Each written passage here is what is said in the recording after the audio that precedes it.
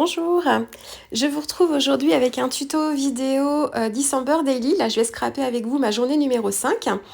Donc, je suis partie sur un format pleine page pour ma page de droite parce que je vais faire un montage avec une série de 3 photos de Maëlle et Com.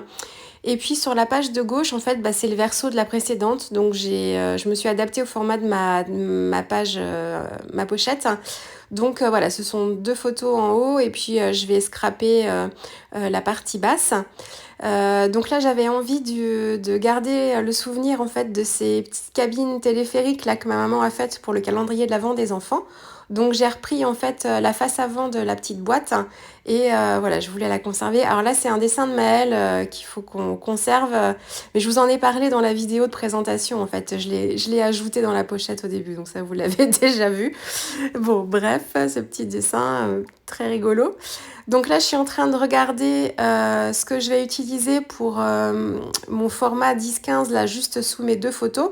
Donc là, je veux ajouter mon December Daily et à une dominante de rouge, là, sur les 4 premiers jours. Donc là, comme mes photos sont en noir et blanc, je peux faire un peu ce que je veux dans les couleurs.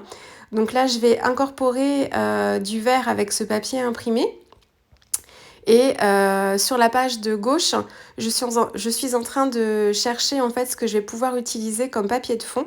Donc du coup, je vais partir sur quelque chose de plutôt sobre, enfin plutôt neutre avec un papier noir.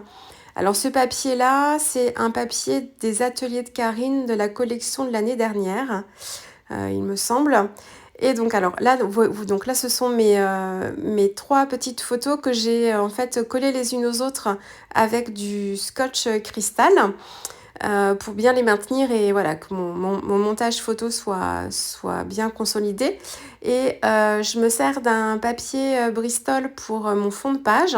Donc c'est en pouces, c'est 8 par 6. Je parle en pouces parce que les pochettes plastiques, elles sont en format pouce et du coup c'est un compte rond quand on utilise les pouces. Donc moi sur mon massicot, mais je pense que vous aussi c'est à peu près la même chose, j'ai aussi la graduation en pouces. Donc voilà, c'est pour ça que je fais ça. Et là après je repars en centimètres. Là j'ai mesuré en fait quand je centre les photos. Ah bah je les avais pas encore collées ensemble les photos. Je vais trop vite dans mes commentaires. Là je suis repartie en centimètres. J'ai mesuré quel espace il me fallait entre à droite et à gauche, donc c'est à peu près 4 centimètres. Et donc voilà, donc j'ai pas besoin de découper. J'aurais pu découper en fait directement, plutôt que de découper un papier, mon Bristol blanc aux dimensions, j'aurais pu très bien couper mon papier imprimé aux bonnes dimensions, mais j'avais pas envie de gâcher la partie centrale qui va pas se voir. Voilà, autant les Bristol blancs, c'est un basique, un consommable basique, autant les papiers imprimés, là, voilà, je vais pas racheter 4 feuilles exprès. Donc, je l'ai fait pour mes rayures rouges et blanches, mais je le fais pas pour tous les papiers quand même. Donc voilà, c'est pour ça que je fais comme ça.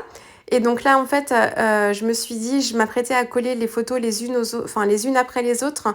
Mais là, j'ai préféré faire mon montage pour que tout soit bien aligné et me faire un seul bloc en fait. Donc là, je les consolide à l'arrière avec du scotch cristal.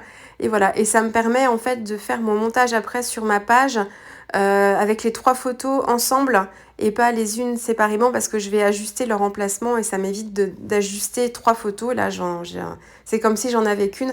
En fait, normalement, j'aurais pas dû découper chacune des 3 photos. Dans mon esprit, j'allais me garder juste la bande et puis partie dans ma découpe, je suis allée trop vite. Vous me demandez aussi souvent, là j'ai une question il n'y a pas longtemps, mais c'est une question qui revient souvent, comment je fais pour imprimer mes photos?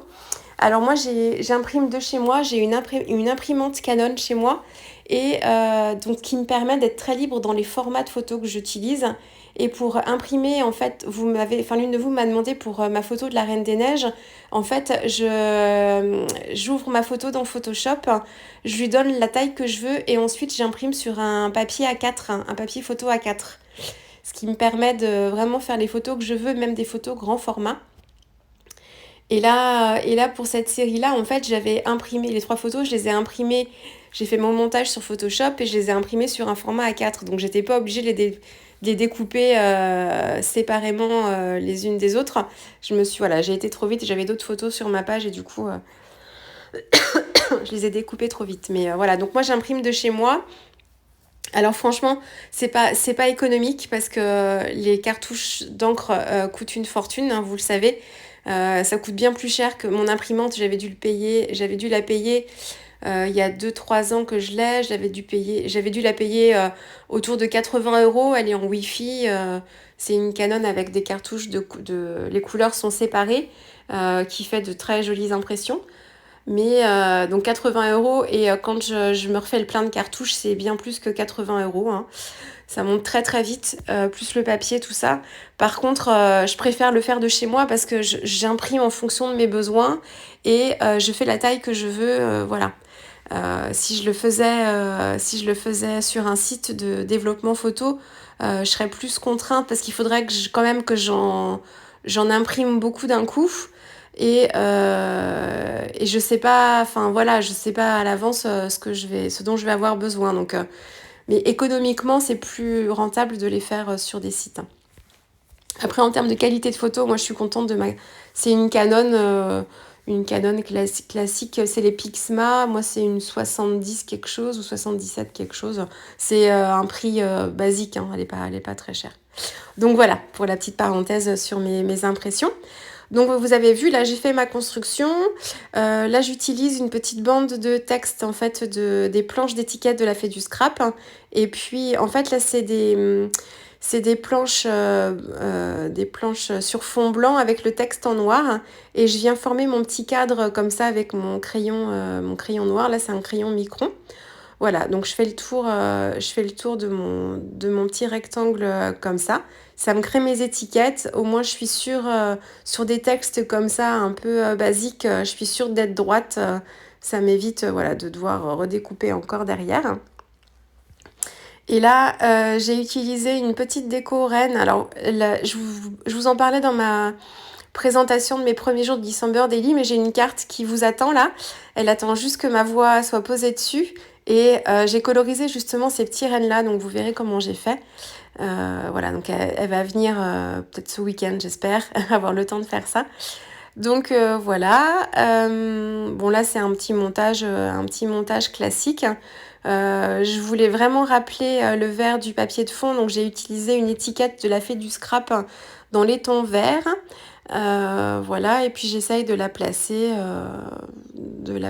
Alors j'avais essayé de la placer en haut, mais le renne là, il est assez haut en fait, enfin oui, assez grand, donc je trouvais ça plus harmonieux de le mettre plutôt sur le tiers du bas. Voilà, et puis là j'ai le petit bout d'étiquette que j'ai découpé, que je cherche à placer de l'autre côté pour équilibrer la droite et la gauche. Donc voilà pour ça. Et puis, qu'est-ce que je vais faire maintenant? Est-ce que je le fais tout de suite ou pas? Je vais rajouter une petite déco en fait. Je vais rajouter une petite déco. Ouais, j'hésitais. Ah oui, c'est les bras. La déco, ce sera pour après. Donc je mets un petit bras de bonhomme de neige, tout simplement. J'aime bien en fait les insérer, ces petits bras-là. Ça, je vous l'ai déjà dit aussi. Et puis là, je voulais mettre une petite étoile, mais je trouvais que j'en avais plus que des jaunes. Et je trouvais que jaune, ça passait pas dans mon combo de couleurs. Donc je me suis refait des petits tamponnages. Et là, donc j'ai juste colorié avec mon feutre à alcool dans du rouge. Donc j'ai une première couleur claire et je viens assombrir chaque petite pointe de l'étoile avec une couleur un petit peu plus foncée. Voilà, je l'ai collé et en fait je vais venir fixer un brad comme si j'avais épinglé en fait mon étoile ou accroché avec un clou. Donc voilà, donc un petit brad noir. J'en utilise de moins en moins des brads, mais en fait c'est toujours pratique. Donc voilà pour ça. Donc la page de droite est faite et là je m'attaque à la page de gauche. Donc initialement je voulais en fait placer ma petite cabine là directement sur ma page, mais je voulais en fait qu'elle soit plus libre vraiment parce que je voulais accrocher un petit lien au-dessus. Et je voulais vraiment reproduire l'esprit de la cabine en fait en suspension sur le fil. Donc en fait là je décide de la doubler avec un papier imprimé parce que le papier de la cabine là c'est un papier assez fin. Et je voulais pas la fragiliser de trop dans l'album, comme là je vais la mettre juste, je vais la passer juste par l'anneau de l'album, hein. Donc je la double avec un papier imprimé pour la renforcer, que ce soit plus rigide. Et puis bon là je l'ai détouré au ciseau et puis ensuite je l'ai détouré avec mon cutter de précision. Et puis je voulais rajouter un numéro dessus à paillettes. Donc j'ai juste découpé un petit rond là pour cacher le numéro déjà imprimé. Et là comme ça je peux venir placer mon petit numéro à paillettes par-dessus. Et puis je complète avec une découpe d'ail hiver. Donc ça c'est un die de chez Simply Graphic. Alors ça fait longtemps que je l'ai celui-ci. Ça fait peut-être 3-4 ans. Peut-être même 4-5 ans même presque, je crois. Donc voilà, j'aimais bien en fait le côté rectiligne de la typographie du mot. Des lettres. Donc voilà, donc découpé simplement dans du blanc. Puis vous voyez, c'est pile la taille de ma cabine de plage. Donc voilà, là je vais continuer. Je cherche en fait quelle twine je vais utiliser pour l'accrocher ma cabine. Donc je suis partie sur de la twine noire et or. Alors cette twine là, je sais plus de qui c'est. Peut-être Artemio peut-être.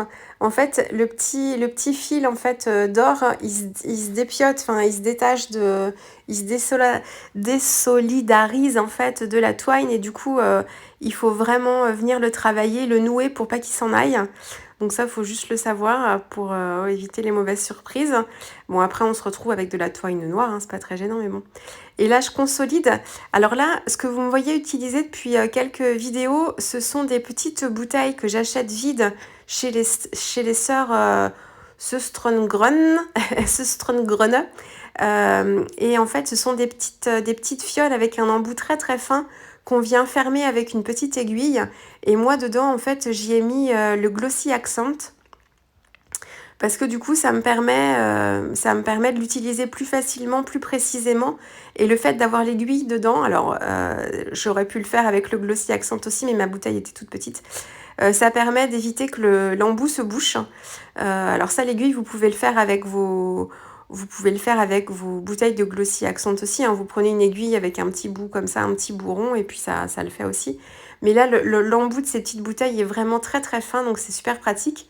Et du coup, dans les petits sets qui sont vendus dans cette boutique, vous avez 2 flacons. Donc j'en ai utilisé un avec du Glossy Accent et le deuxième, j'ai utilisé ma colle verte scotch liquide parce que je galère à chaque fois, ça coule trop fort et je suis pas très précise quand je l'utilise.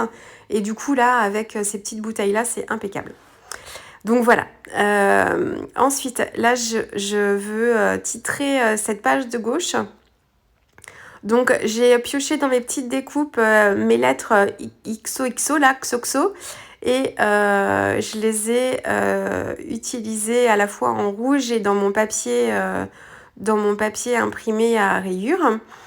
Donc voilà, donc je sais pas là encore comment je vais trop le placer, mais bon, je continue à l'embellissement de ma petite cabine de plage, de plage.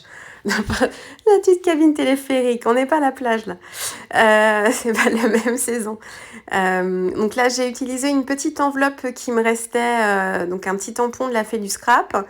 Je suis venue placer un petit arbre dessus. Donc les arbres, ce sont des die Casey Art. Et là, je suis en train de peaufiner ma petite page de gauche. Donc j'utilise un flocon. Donc ça, c'est un flocon de Simply Graphic que je viens placer comme ça au centre, mais plutôt placé vers le haut. Et ensuite, je vais mettre mes petites lettres en bas. Voilà, je trouvais que le rouge, ça ressortait bien en fait sur mon fond. Et le fait d'utiliser aussi des lettres dans le papier imprimé à rayures, je trouvais que ça apportait un petit peu de contraste en fait, plutôt que d'avoir 4 lettres rouges pareilles. Donc voilà pour ça. Je les ai pas collés avec mon petit stylo colle. Là, j'utilise plutôt du scotch double face parce que je veux rester propre. Donc voilà, puis ça colle bien. Après, elles vont être dans les pochettes, hein, donc de toute façon, il n'y aura pas trop de soucis. Donc voilà pour ça. Et puis, je trouvais que mon petit flocon, là, il lui manquait quelque chose au centre. Donc je suis venue piocher aussi dans mes brads et j'ai choisi un brads noir. Alors j'hésitais entre le rouge et le noir. Et puis finalement, j'ai préféré utiliser le noir. Voilà, je replace ma petite carte. Et donc voilà pour la partie basse de ma page de gauche. Et puis maintenant, je vais travailler mes petites photos. Ah non, j'ai pas terminé. Je me disais, voilà, je me disais que ce petit tampon des ateliers de Karine était parfait pour le thème de cette double page, le petit serre-tête là. Donc j'en ai tamponné plusieurs exemplaires. Et puis ensuite, je vous l'aurez 2 fois cette partie. Oui, bon, voilà. J'ai un loupé dans mon montage, excusez-moi. Donc, je l'ai tamponné plusieurs fois, voilà. Et là, en fait, j'ai profité, j'étais au Géant des Beaux-Arts parce que je voulais profiter de l'offre. Ils faisaient une offre spéciale pour le Black Friday avec moins 20%, je crois, sur tous leurs produits. Et donc, je m'étais complété ma petite gamme de Pro Marqueurs. Et puis, du coup, j'ai testé les Faber-Castell, les polychromos, vous savez, c'est les équivalents des Prismacolor. Et je vous avais dit en fait que mes couleurs de vert et de rouge étaient déjà bien entamées dans ma boîte de Prismacolor. Donc du coup là je les ai achetés à l'unité chez les Faber-Castell pour me compléter puis les utiliser pour mon December Daily. Donc je me suis pris 3 verts différents, 2 rouges, un blanc, un noir et j'ai aussi un crayon gomme. Là, j'ai pas eu besoin de l'utiliser, mais voilà, que j'avais pas... Enfin, en fait, je pense que je les utilisais quand j'étais petite, hein, ces crayons gomme là. Moi, je me rappelais des stylos gomme, là où il y a la gomme avec un stylo, on appuie sur le haut, puis la gomme descend, donc la gomme est assez grosse. Hein.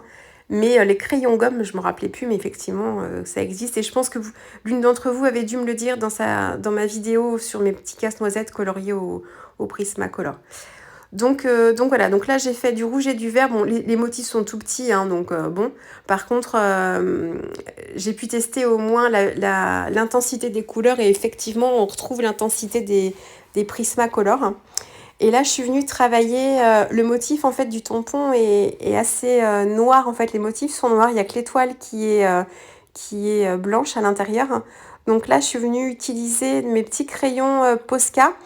Donc en fait, ces crayons Posca là, c'est pas la pointe feutre, c'est une pointe crayon.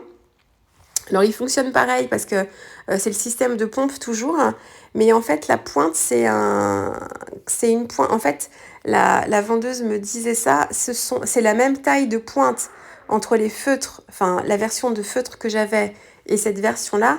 Seulement comme la pointe n'est pas en feutre sur ceci, on est plus précis en fait quand on vient appliquer la couleur. Et pour les motifs tout petits, du coup, c'est plus facile. Moi, je trouvais ça plus simple. Donc, j'en ai un doré, un argent, un noir et un blanc. Donc là, c'est pareil, c'est le matériel de base. Je réutiliserai, là, c'est pas que pour Noël. Et donc là, je vais placer mon petit serre-tête, là. Je vais le mettre c'était juste la taille, en fait, au niveau de mon petit flocon. Donc, je la positionne juste, voilà, autour du bras. Et là, je termine, je viens en fait travailler un peu plus mes photos. Donc là, j'utilise une planche de tampon clear de Shoe and Flower, c'était de cette année. Là, c'est des petites chaussures et puis il y avait des textes tout mignons aussi. Donc voilà, donc j'en tamponne un pour cette photo-là. J'utilise ma plateforme parce que là, je tamponne à même ma photo et je veux pas me louper. Mon pad d'Archival Ink est tout neuf, donc là, j'ai pas de souci d'impression vraiment. Mais là, ça m'a permis de pouvoir tamponner 2 fois pour intensifier mon texte. Et puis ici, je le fais. Donc, c'est un deuxième texte de la même planche de tampon que je tamponne en haut, là où j'ai une partie claire. Et là, j'ai tamponné qu'une seule fois parce que ça suffisait. Et puis, je vais venir travailler aussi avec des petites découpes mon texte. Alors là, je commence, oui, je me suis fait des petits cœurs. Alors, je suis loin d'être une experte en dessin, mais bon, les petits cœurs encore, ça va à peu près. Donc, j'ai fait un petit cœur en haut du texte pour la photo avec Maëlle, et puis 2 petits cœurs de chaque côté pour le texte avec Côme. Et puis, je vais venir travailler un petit peu plus mon embellissement avec une petite branche des ateliers de Karine, là, du set branche de cette année. Donc, je viens la redécouper pour me prendre des branches un peu plus fines. Et puis, voilà, je viens agrémenter mes photos avec ces petites décos. Donc pour ça, j'utilise mon crayon colle pour les coller et je prends bien soin d'appliquer ma colle sur mettre ma découpe sur un essuie-tout parce que franchement, cette colle-là, elle est très efficace, mais on s'en met partout. Et après, ça peut faire des taches de colle un peu partout. Donc maintenant, je prends l'habitude de faire ça comme ça. Et puis, donc là, je colle mes trois morceaux de branche. Donc en fait, c'est la même branche que j'ai découpée et j'ai replacé en fait les petits bouts de branche comme je le souhaitais. Et puis là, j'ai fait pareil ici. Et voilà. Et là, qu'est-ce que je mets? Je rajoute un petit sequin que je colle aussi avec le glossy. Et puis, je viens retirer l'excès de glossy avec un essuie-tout, voilà, pour éviter que ça déborde trop. Et puis, je rajoute encore... Ah oui, alors, les sequins, ce sera pour après. Là, j'avais une découpe aussi noue dans du papier noir que je viens placer juste sur le sapin et l'enveloppe. Voilà, donc ça fait du ton sur ton, on ne le distingue pas beaucoup, mais voilà. Et je rajoute un petit sequin rouge, enfin deux même, voilà. Moi, je les mets par deux, mes sequins. Voilà, donc je vais les coller aussi avec le glossy. Hop. Alors, c'est pas des sequins très grande qualité. Je crois que j'ai dû les acheter chez Pickwick aussi, ceux-là. Ils sont assez fins. Enfin, ceux que j'ai d'habitude, ils sont plus épais. Mais bon, bah, ça suffit bien hein, pour le December Daily, ça ira bien. Donc voilà pour cette double page. Bah, écoutez, j'espère que cette page numéro 5 vous aura plu. Vous voyez un petit peu comment je procède.